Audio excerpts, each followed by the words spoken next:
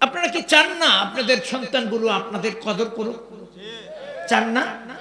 সন্তান যদি কদর করুক এটা চান, তাহলে সন্তানকে নেই শিক্ষায় শিক্ষিত করেন, অন্যায় শিক্ষায় না, জাগতিক শিক্ষায় না।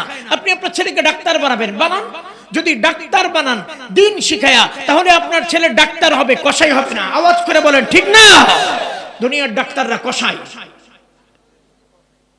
দুনিয়ার ডাক্তারগুলো কসাই। আর আপনার ছেলে যদি দিন শিখে তারপরে ডাক্তার হয়, তাহলে আপনার সন্তান দিনদার হবে, কসাই হবে না। আপনার সন্তান যদি উকিল হয়, সমস্যা কোথায়? আপনার সন্তান যদি ব্যারিস্টার হয়, সমস্যা কোথায়? আপনার সন্তান যদি প্রধানমন্ত্রী হয়, সমস্যা কোথায়? আপনার সন্তান যদি প্রাইম মিনিস্টার হয়, সমস্যা কোথায়? আপনার সন্তান যদি লেফটেন্যান্ট জেনারেল হয়, সমস্যা কোথায়? আপনার সন্তান যদি কর্নেল হয়, আপনার সমস্যা, আমার সমস্যা কোথায়? কিন্তু তাকে অন্তত 3 বছরের জন্য মাদ্রাসায় শিক্ষায় শিক্ষিত করেন, পারবেন না ইনশাআল্লাহ?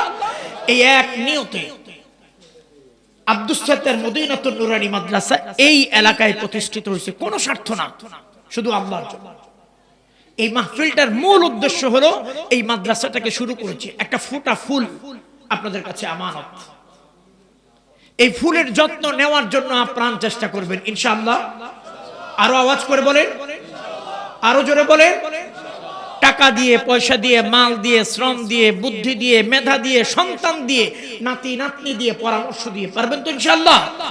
যদি আমরা দিতে পারি, কারণ আমরা না জান্নাতি, মনে আছে তো?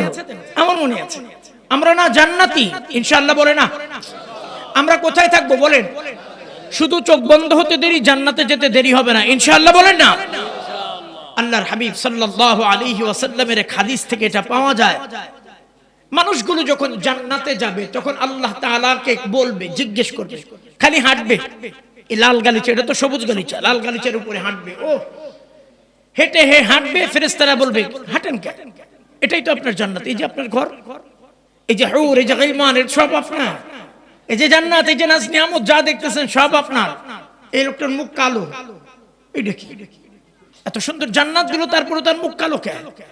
মুখ কালো করে লোকটা ফেরেশতাদেরকে জিজ্ঞেস করবে, আমি কি গভীর রাত্রিতে ঠান্ডা দিয়ে রোজা, ঠান্ডা দিয়ে ওযু করে নামাজ পড়ছিলাম এই জন্য? এই জান্নাতের জন্য না? না, আমি একটু আল্লাহর সাথে কথা বলতে চাই, আমি একটু আল্লাহর সাথে কথা বলতে চাই। কারা বলবে? কারা বলেন? আমরা বলেন, কারা বলবে?